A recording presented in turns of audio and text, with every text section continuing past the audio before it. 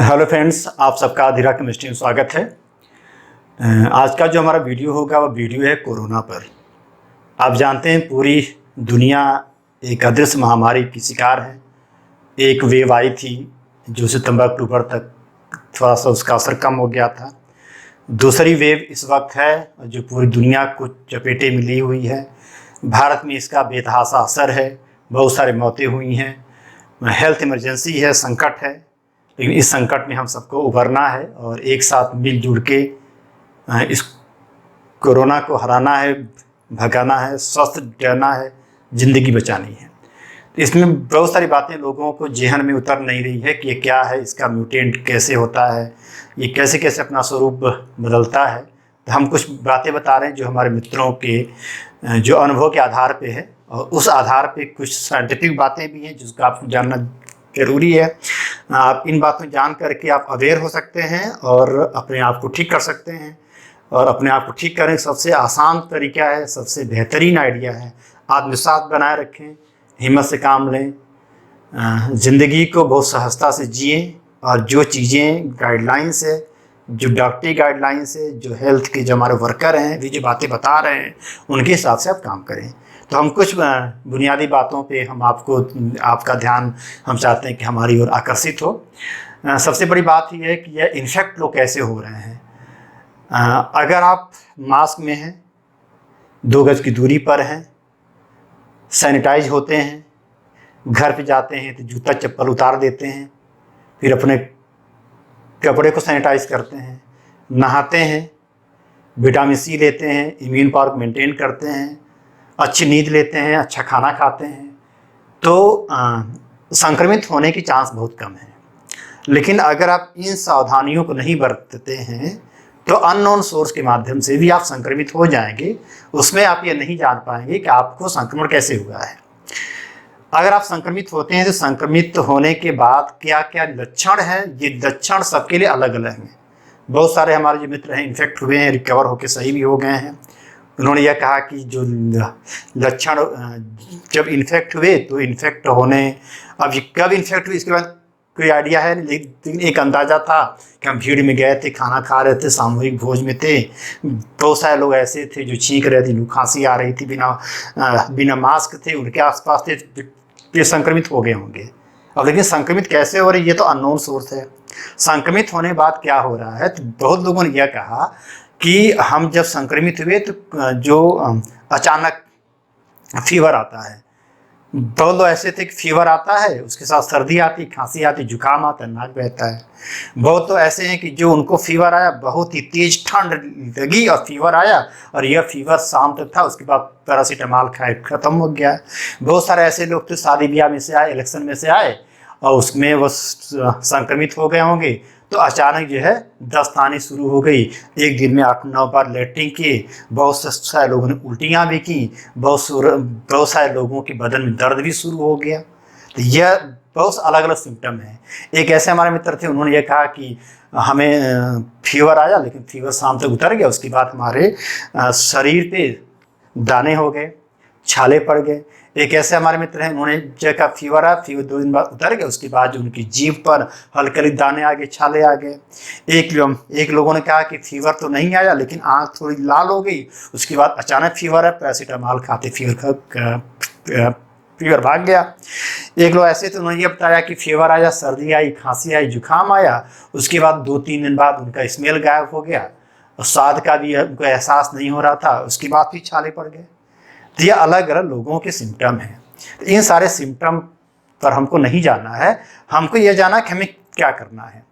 अगर बॉडी पर अगर वायरस का अटैक होता है तब जानते बॉडी उसका रिस्पांस देती है, उस वायरस को हटाने की संघर्ष करती है, संघर्ष करने में अपना सिम्टम दिखाती है। वह सिम्टम चाहे छाले में हो, चाहे आँख का लाल होना हो, चाहे फीवर हो, चाहे ठंड लग के फीवर हो, चाहे उल्टी हो, चाहे दस्त हो, चाहे सर्दी हो, जुकाम हो, फीवर यह बताता है कि आपके ऊपर कोई अटैक किया है। वो attack in the form of antigen के रूप में है, या सूक्ष्म वायरस के रूप में, या बैक्टीरिया भी हो सकता है। अब मान लीजिए आपके पास फीवर आया तो आपने दवा खानी शुरू कर दिया, तो अगर आपको फीवर, जैसे मान लीजिए फीवर आपको, मतलब आपको सिम्टम दिखा है 8 तारीख को, 8 कोई भी 8 अप्रैल या 8 मई, तो ये 8 तारीख से ही आपकी गिनती शुरू हो गई। अब 5 दिन आपको कोविड की जो पूरी मेडिसिन है उसको खाना है, 5 दिन। इसी 5 दिन में हो सकता है कि आपकी स्मेल चली जाए। तो अगर स्मेल और स्वाद का एहसास नहीं होता है, गंध और स्वाद का एहसास नहीं होता 2-3 दिन के लिए, यह आपके लिए बहुत अच्छी न्यूज है। क्योंकि अगर स्मेल चला गया है, इसका मतलब क्या, वायरस जब इनहेल हुआ होगा तो चाहे नाक से गया होगा चाहे मुंह से गया होगा। जब नाक से गया होगा तो इधर आ गया होगा, जब इधर आ गया होगा तो वह आपको स्मेल खत्म कर दिया होगा। और जीभ पर आ गया होगा इधर उधर तो आपका स्वाद खत्म कर दिया होगा। इसका मतलब क्या है, वायरस अभी नीचे इनहेल नहीं हुआ है। तो अगर स्मेल स्वाद गायब हो रहा है तो ये आपके लिए एक अच्छी खबर है। अच्छी खबर इसलिए है कि अभी वायरस आपके इसी इलाके में है। अब आप दवा खा रहे हैं तो 5 दिन का जो आपका डोज है कोविड का, जो दवा, जो आजकल दवा वायरल भी हो रही है, सारे जो पैरासीटामॉल है, इथोमाइसिन है, विटामिन सी है, विटामिन डी है, डॉक्सी है, तो ये 5 दिन में आपका जो वायरस है इसी इलाके से ख़त्म हो जाएगा, आपकी किसी बॉडी पर असर नहीं करेगा।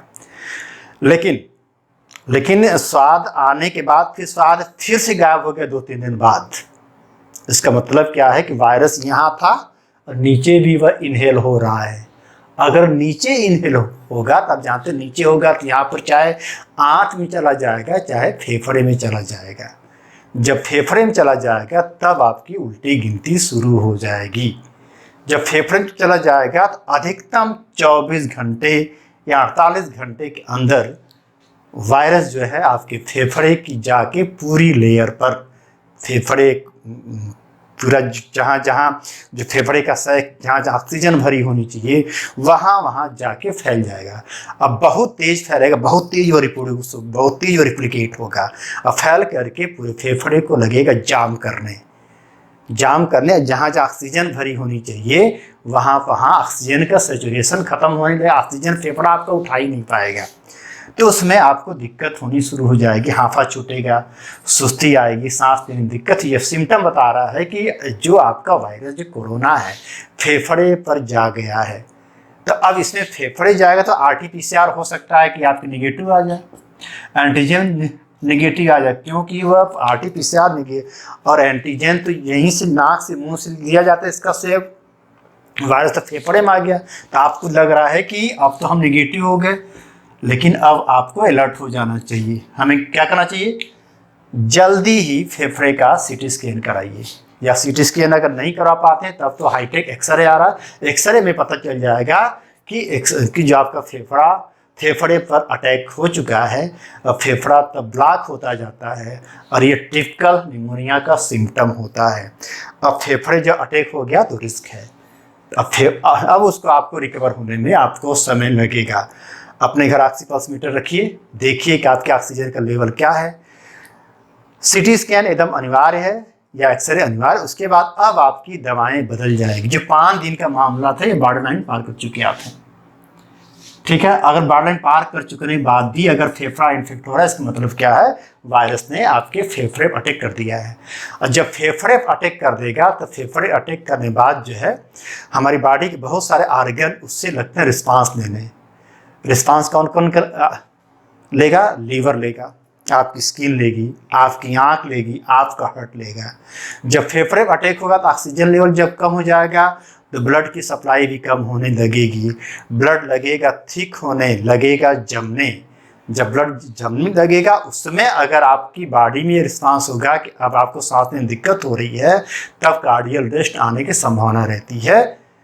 उसमें आपको एहतियात को बरतना है। तो हमने यह बताना चाहा था कि अगर आपकी स्मेल गायब है, स्मेल गायब होने के बाद 5 दिन स्मेल गायब है, 5 दिन का कोर्स आपने पूरा कर लिया है और 14 दिन तक फिर स्मेल गायब या आ जा नहीं रही है, तो आप फायदेमंद हैं, क्योंकि अब आप कोरोना से बरी हो गए। लेकिन गायब होने के बाद 5 दिन कोर्स पूरा हो गया है, फिर स्मेल गायब हो रही, फिर आ रही है, इसका मतलब कि अब फेफड़े में वायरस जाके अपना स्थान बना लिया है। अब उसको जानने के लिए फेफड़े को झांकना पड़ेगा। उसके लिए आपको फेफड़े का CT स्कैन और एक्सरे करवाना पड़ेगा। हम ये बातें इसलिए बता रहे हैं कि बहुत सारे लोग जो है उनकी रिपोर्ट RT-PCR रिपोर्ट निगेटिव आई, उसके बावजूद भी उनके ऑक्सीजन लेवल कम था और एक दो लोग हमारे जानने वाले थे, उनकी डेथ हो गई क्योंकि वो समझ नहीं पाए। उनको यह समझ के आया कि कोरोना तो भाग गया, कि दवा खाए 5 दिन की, दवा खाने बाद उनको सर्दी जुकाम फीवर ख़त्म हो गया, लेकिन सांस लेने में दिक्कत मेंटेन रही। जो सांस में जब दिक्कत मेंटेन है, फेफड़ा इन्फेक्ट हुआ, फेफड़ा इन्फेक्ट हुआ, बॉडी में ऑक्सीजन नहीं पहुंचा, ऑक्सीजन नहीं पहुंचा तो और सारे आर्गन लगे अफेक्ट होने। बहुत सारे ऐसी भट्टियाँ आर्गन में हमारे बॉडी में होती जो लगती है जलने, उसमें धुआं निकलने लगता है और उसका सिम्टम हमारी बॉडी देती है, चाहे बीपी के तौर पे, चाहे सिग्नल होता है कि स्किन जो है छाले पड़ रहे हैं, वीकनेस आदि। बहुत लोग दवा खाने बाद पैरासीटामॉल खा रहे हैं, एंटीबायोटिक खा रहे हैं और छाले मुंह पे पड़ते जा रहे हैं। इसका मतलब क्या है कि वायरस, देखिए वायरस को मारने के लिए पूरी कोई दवा दुनिया में नहीं है, ठीक है। वायरस तो फेफड़े में चला गया, फेफड़े से हटाने के लिए यह सारी दवाएं फ्लॉप हो चुकी हैं। तो आपको जल्दी आपको डॉक्टर पास जाइए, डॉक्टर पास जाकर के जितना जल्दी हो सके सिटी स्कैन कराइए, डॉक्टर जो जांच लिखे वो जांच करवाइए, टाइफाइड की जांच करवाइए, देखिए आपका हीमोग्लोबिन का लेवल क्या है और ऑक्सीजन का लेवल देखते रहिए। हमारे कहने मतलब क्या है कि आरटीपीसीआर एंटीजन से रिपोर्ट निगेटिव आने के बावजूद भी आपको एहतियात बरतनी है। आप दूसरों के लिए कैरियर भी हो सकते हैं। लेकिन एक अच्छी खबर है कि अगर स्मेल ख़त्म हो गई है, इसका मतलब क्या है, वायरस आपके नाक और जीभ में ही है। अगर आप दवा उसकी शुरुआत कर देते हैं सही समय से, 14 दिन का कोर्स पूरा कर लेते हैं, तो आप सही हो जाएंगे, रिकवर होने में ज़्यादा समय नहीं लगेगा। लेकिन फेफड़ा इन्फेक्ट हो गया तो आपको दिक्कत होगी और दिक्कत के लिए आपको जल्दी डॉक्टर के संपर्क में आना पड़ेगा। हमने ये सारी बातें, बुनियादी बातें बताए हैं। इसके अलावा सबसे बड़ी बात है आपका आत्मविश्वास, सबसे बड़ी बात क्या है आपका खुश होना, सबसे बड़ी बात है ज़िंदगी जीने की जो लालसा है, अगर आप मेंटेन रखेंगे तो दुनिया की कोई वायरस, दुनिया की कोई बैक्टीरिया आपको हरा नहीं सकता। आप जिंदा रहेंगे, मरेगा वही जो मरना चाहेगा, जो लापरवाह होगा। इसलिए गाइडलाइंस में लगातार मास्क लगाइए, अपना हाथ सैनिटाइज कीजिए, अच्छा सोचिए, योगा कीजिए, सुबह उठिए, अच्छी नींद लीजिए, अच्छा खाना खाइए और उन लोगों के बीच रहिए जिन लोगों से आपको सुखद अनुभूति होती है। तब तक के लिए बहुत बहुत धन्यवाद। हमारी बातें आपको अच्छी लगी हैं तो आप प्लीज़ अधीरा केमिस्ट्री को सब्सक्राइब कीजिए। एक्चुअली ये यूट्यूब चैनल तो केमिस्ट्री के लिए है, लेकिन लोगों की डिमांड पर मैंने कुछ बातें शेयर की हैं। बहुत बहुत धन्यवाद।